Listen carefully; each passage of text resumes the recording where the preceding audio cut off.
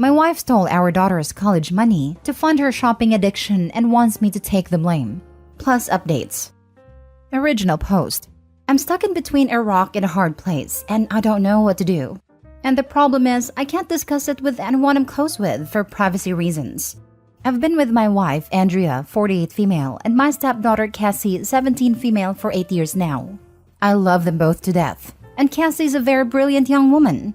Recognizing her potential, me and Andrea decided to put together a college fund for Cassie so she wouldn't be crushed by debt. Over the years, it has amounted to over $200,000. Cassie is aware of this and is banking on it since she's trying to get into an Ivy League. To make a long story short, last week, I found out that almost $170,000 of the money was missing from the account. I freaked out and asked Andrea if she knew anything about it. She teared up and said that she had been spending the money over the years to fund her spending habit. I was furious, but I had a moment of clarity. I've browsed these subs enough to know that an affair was possible, so I asked her if she was having one. She adamantly denied it and offered any proof I needed. Social media accounts, emails, her work phone, everything. She offered to show me the receipts as well. There was nothing that popped out as suspicious, and the math from the receipts added up as well, so I let it go. But we still had the major problem of the money being gone. She described herself as a shopping addict, and the money from Cassie's account was just too tempting not to use. She didn't make excuses, but offered no solutions either. As stated before, I was beyond furious. She ruined Cassie's chances at going to college debt-free and has changed the trajectory of her whole life. I'd ask her to stay with her sister while I tried to figure this out. Cassie was concerned about why she was leaving, but we just said we needed a little bit of space. I asked Andrea to come back home yesterday, and we had an extremely long discussion about how to handle this.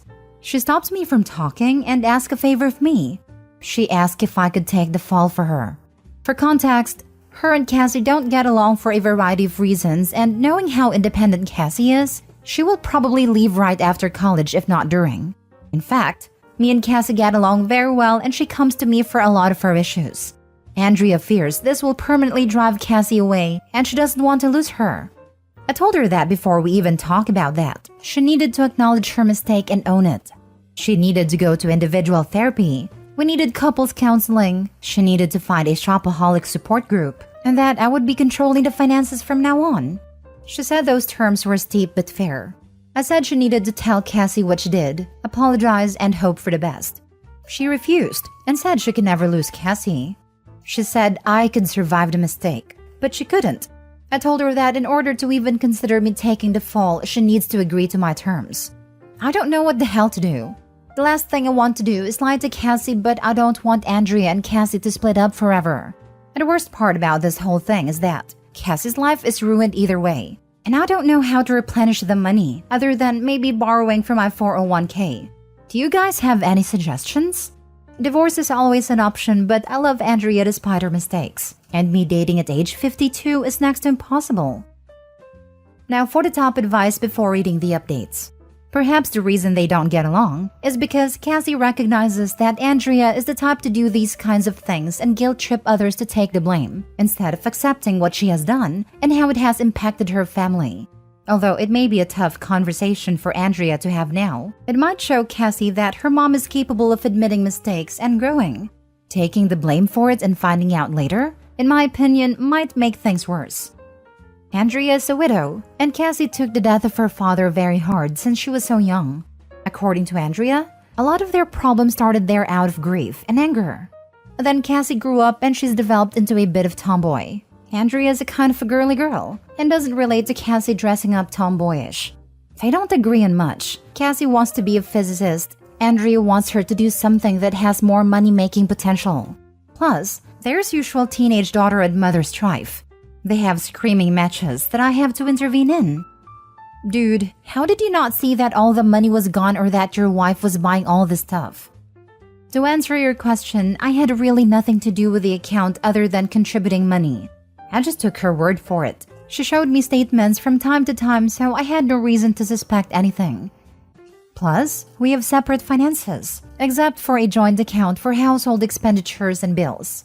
Although Cassie's my daughter, Officially, I'm only stepdad, so Andrea handles all matters related to her finances unless Cassie asks me for something directly. Also, I wasn't a lone contributor. Her grandparents on both sides contributed as well as my own parents.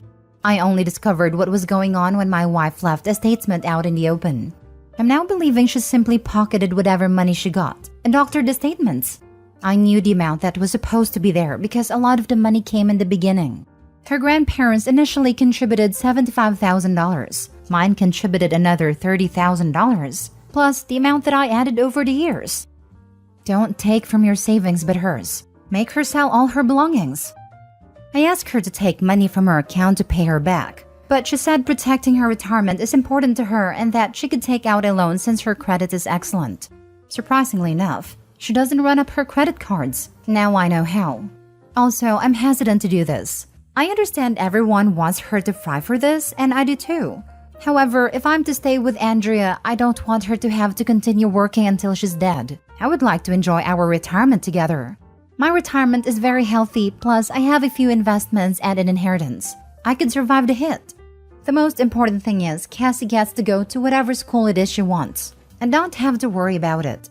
But the comments are right. I'm not letting Andrea off the hook. She's going to pay for this and she will be telling Cassie. Do not take the blame. Your wife admitting her mistake to her daughter is the only way your wife's addiction is going to stop. If she can't admit her wrongdoings to the person it hurts the most, she can't move on from her addiction. To add to that, taking the blame isn't going to improve your daughter's relationship with her mom.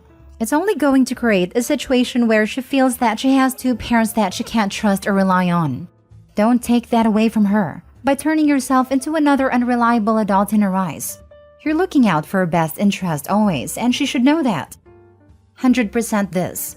Do not take the blame. Your wife made her bed. Make her lie in it. She did this to her own flesh and blood. Don't be your scapegoat. You love Cassie and don't deserve the fallout that will occur. Now for the updates. After everyone in here knocked some sense into me, I realized I can't lie to Cassie. I love her too much, and she deserves the absolute truth, no matter how ugly and hard it is.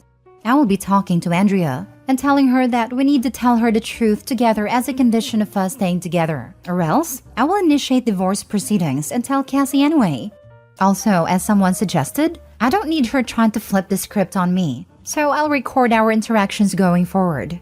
Thanks. Update 2. I want to thank everyone here for really opening my eyes yesterday. You all are right. I need to put Cassie first. And like I said, I'll be telling the absolute truth. Even if she gets mad at me and disowns me, at least I'll know I did the right thing. In addition, I'm going to pay for college myself. I can pull money from a couple of places, such as my retirement and inheritance, so it'll be okay. If I have to live a little frugally during retirement and work a few extra years, then so be it. Cassie's worth it. I honestly doubt her mother is going to sell her stuff, so that's why I'm taking this route. As for Andrea, I've been criticized for wanting to let Andrea off the hook, so to speak, but it's easy to say when really deep feelings aren't involved. That being said, I don't think I can stay with her. What she did is horrendous, and she ruined our daughter's future of her addiction. We had a long discussion late last night, and I threatened divorce unless she told Cassie the truth. She begged me not to do this, but I put my foot down, and eventually she agreed, but only if I agreed not to divorce her, and I helped to repair their relationship. I likely won't be doing either. She made her bed, so she can sleep in it. Now for the second story. I killed my dad and I don't regret it. Plus update. I, 27 female, never really had a great relationship with my dad, 55 male. When I was 6 years old, him and my mom went through a nasty divorce. It was so bad my mom had resorted to substances to help cope. It got so bad that she overdosed and had to go to rehab, and I was forced to live with my dad. For the first couple of years, it was great. I was his only child, so I was really spoiled. And it was like that until I turned 9 years old and my dad met his now wife we're gonna call Sherry. I never liked Sherry because I felt like she was trying to steal my dad away from me. Whenever I had a school function, I wanted my dad to come. Sherry always kept him from coming. I ran track and played soccer, and my dad used to always come to my little peewee games, but when Sherry came, it was he had something better to do. Sherry also has kids herself. She has 2 sons and a daughter. I kind of enjoyed having other kids in the house, because being an only child did get boring. I got along great with her kids. Me and her daughter was the same age, and her sons were 2 years older than us, twins. As I grew up, my dad started to grow further apart from me and got closer to Sherry's kids. He would go to school functions, games, recitals, parent-teacher conferences, anything that included parents. He would always show up for Sherry's kids and nothing for me. It gotten so bad that we had to have a meeting with my dad and a guidance counselor because she noticed how my grades would start to slip and how I never participated in anything anymore. And wouldn't you guess it, my dad didn't even show up to the meeting. I started to slowly hate my dad after that and wouldn't even try talking to him anymore. The breaking point for me was my 15th birthday. I'm Colombian, and everyone knows that in the Latin community, the 15th birthday is the most important day for a little girl. During my birthday month, my dad actually started to acknowledge me and we started to plan my quins. And I was the happiest I've been in years. We picked out the venue, my dress, the song me and dad were gonna dance to. We sent out invites, picked out decorations. Everything was going great until a week before the party. Everything was paid for. People already RSVP'd and everything was set in stone. Until my dad announced that we were going on a vacation the day of my quins. I asked him about my party, and he said he canceled it and wanted to go on vacation instead. I pretended to be okay with it and said okay and asked where we were going. Then Sherry laughed and said that I wasn't going with them and that I was going to stay with my grandma instead. After that day, I just decided to give up on any kind of relationship me and my dad could possibly have. I had no more birthdays, no Christmas gifts, and basically had to fend for myself. Which was crazy because my family was rich and was really well off. I had to get a job in order to get new clothes and shoes, hygiene stuff, hair care products, etc. When I turned 18, I moved out and went to live with my grandma and cut off all communication with my dad and his family. I graduated high school and went to college for orthodontics.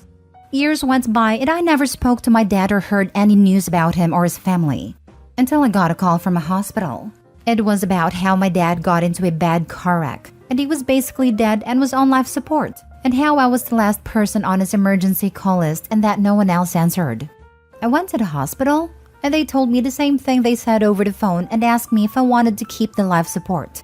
And without thinking, I said no and said to take him off of it. He killed my spirit and so I pulled the plug on him, and I didn't feel bad at all. It's been years since that day, and I now have a husband with 3 kids that I love to death, and I still don't feel bad about what I did. Now for the top comments. I'm surprised you were even on the list, to be honest. Did he just forget to remove you? Also curious as to how or why no one else answered, as it sounds like the only person he neglected was you. Also, what was the fallout? The rest of his family had to find out at some point that you elected to remove the life support. Not going to lie, this is fairly dark. If he had a DNR, or the doctor said he had no hope, / was going to be a vegetable, then by all means cut it off and walk away. But was that even the case? It sounds like you still have some demons inside you that needs exorcising. You may want to talk to someone about that. To answer your question, to my knowledge, my dad had only 2 people on as emergency contact list, his mom and aunt. My grandmother died a few months before his car wreck, and my aunt was on vacation around that time. I was kind of surprised myself to find out that I was also on the list. Also, he was basically left brain dead after the car wreck, and there was really nothing they could have done. That makes more sense then. Also, he clearly never bothered to update that list, as not even his wife was on it, assuming they were even still together or not in the same car. The worst you did was to deny anyone who did care about him the chance to say goodbye, which if the way he treated you was any indication, it probably wasn't many. Keep trying to live your best. You may also want to edit in that point so people don't think you're some kind of sociopath. So what had happened to Sherry and her kids? Why weren't they on the list? What was their response to the decision? My dad had a will and got Sherry's kids' trust funds, and left some money for Sherry in the house, and split up everything else among some family members. I honestly don't know why they weren't on the list. It was kind of a surprise that I was even on there, and they were upset that I pulled the plug. If he was brain dead, you didn't kill him. In my opinion, that is the kindest thing you can do for them. I thought this was going in a different direction. What happened to Sherry and the other kids? Well, last I heard, Sherry got remarried. Her two older sons are also married and have families of their own, and her daughter is a single mom. I mean, where were Sherry and their kids when Dad was in the hospital? No one else answered. Did they explain? Did they care you made a final decision? They weren't on the emergency call list, so they didn't know. Now for the update.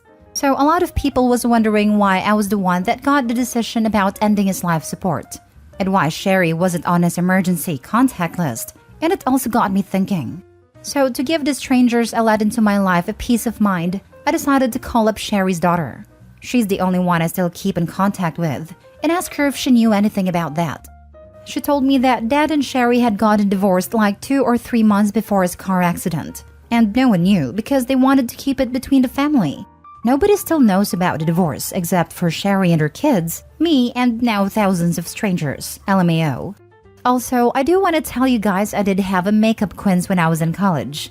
It wasn't as grand as the one I was supposed to have, but I really didn't care. I just spent it with the ones I loved dearly.